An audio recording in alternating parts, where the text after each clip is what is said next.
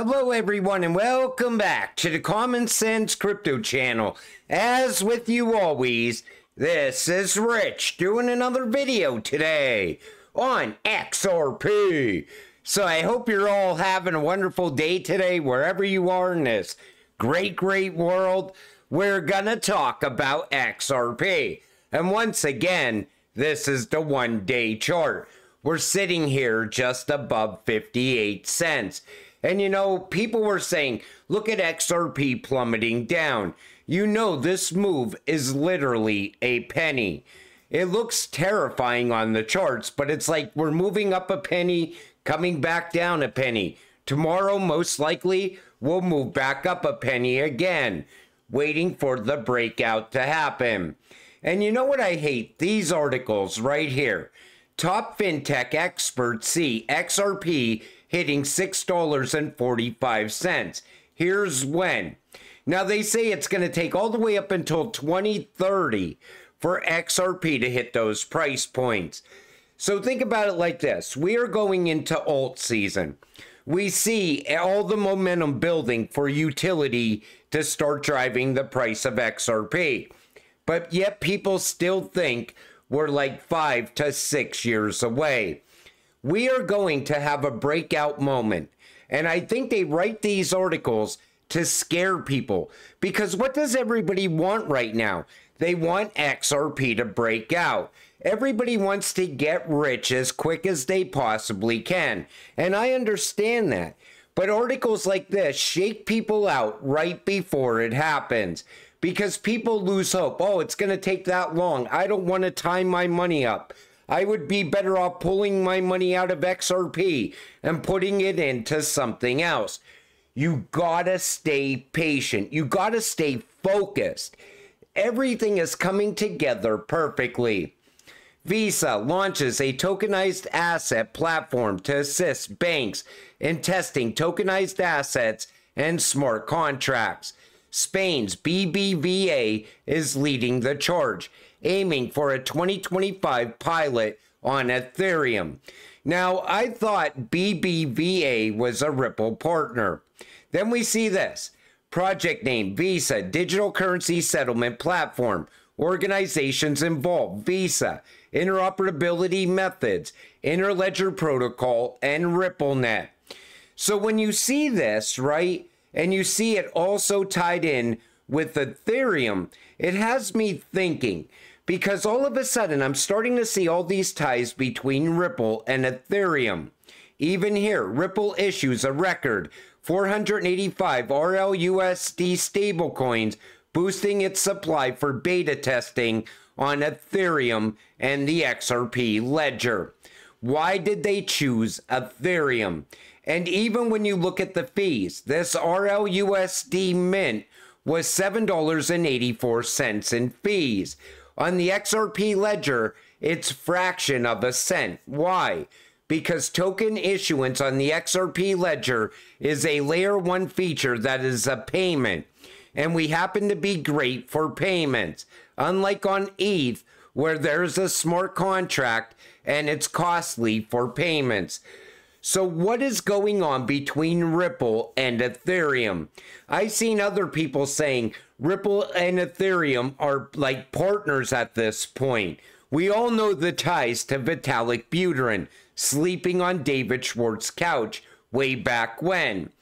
But are they partnering together? And what is the purpose of minting RLUSD on Ethereum? What is Visa doing working with Ethereum when Ripple is a much better option? We're going to watch and see what happens here. Like I kept telling you, it's a massive network that's forming, and a lot of ties are going to be made. A lot of partnerships are going to be made. A lot of growth in different directions is going to take place as well. But it's something I've been watching for a while now. What are your thoughts on it? Put it in the comment section down below. This is what RippleNet's ecosystem looks like when it's completed with stablecoin arrangements. RLUSD, RLYEN, yen, RLGBP, etc. Ripple operates its on real-time gross settlement system for wholesale funds. Stablecoins will be issued before CBDCs. Stablecoins are regulated already in most countries. Now this makes a lot of sense. This comes from Mr. Man. You see it right here. And even Brad Garlinghouse himself had already recently spoken about a yen-based stablecoin for the RippleNet ecosystem. I was picturing something like this, actually. I thought, okay, let's look at the big picture here. XRP in a massive liquidity pool. And all of a sudden, these countries are drawing off of that liquidity pool. And XRP being locked away for long, long periods of time, leading to scarcity at some point.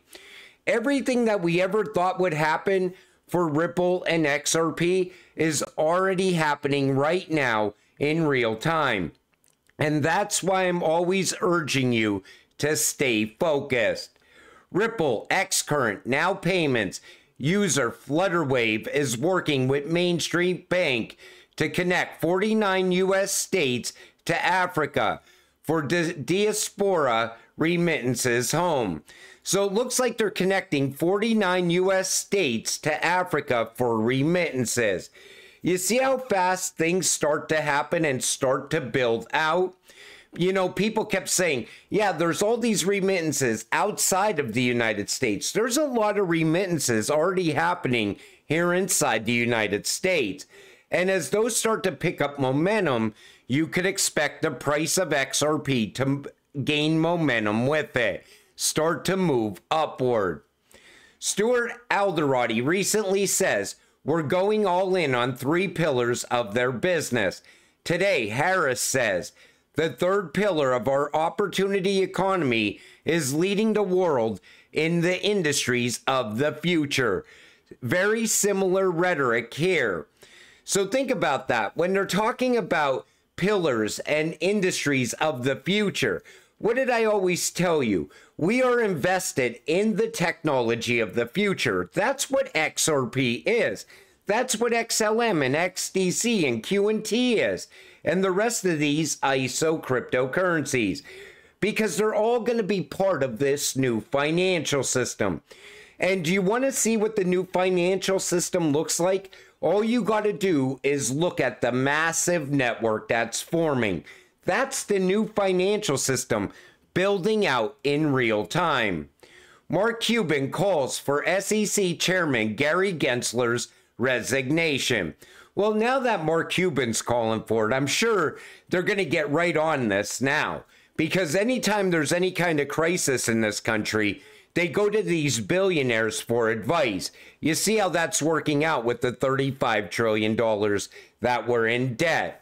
But Mark Cuban said, I talked to Harris' team today, who told me in no uncertain terms that they are against regulation through litigation. See ya, Gensler. You leaving is worth a point in GDP growth. But what is his true motivation here? So billionaire Mark Cuban says he wants to be the head of the SEC. Take a listen. Could I ask you, Mark, whether you would entertain being a Treasury Secretary, Commerce Secretary in a Harris administration? Head of the SEC. Head of the SEC. That's the job I would take. Maybe HHS. Could I? So I honestly thought he was joking, but apparently he's serious about this. And, you know, most likely we are going to see all these billionaires start to take office inside the White House. Elon Musk is already pushing in that direction as well with Trump. Advocacy group Stand With Crypto, interestingly, has not endorsed a pro-crypto candidate going up against the industry's nemesis, Senator Warren. Seems strange Johnny Deaton is not included on the list. So why did they keep him off of this list? And you see it right here. Stand With Crypto. Here's who's on the list. But no, not Johnny Deaton. I don't get it.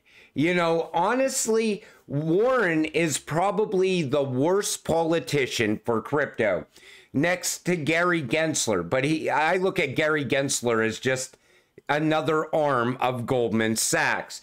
But, you know, that's what needs to happen. We got to get people in this administration that are willing to work with crypto, willing to push innovation ahead here in the United States.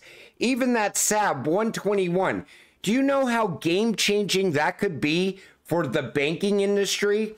But we're being left behind in so many ways by other countries right now. The U.S. has no choice but to play catch-up. You know, people keep saying, oh, well, the U.S., they're not lagging behind. They're keeping pace. You know, just like the economy is going to turn around overnight. Listen, the U.S. has no other choice but to push into the digital age.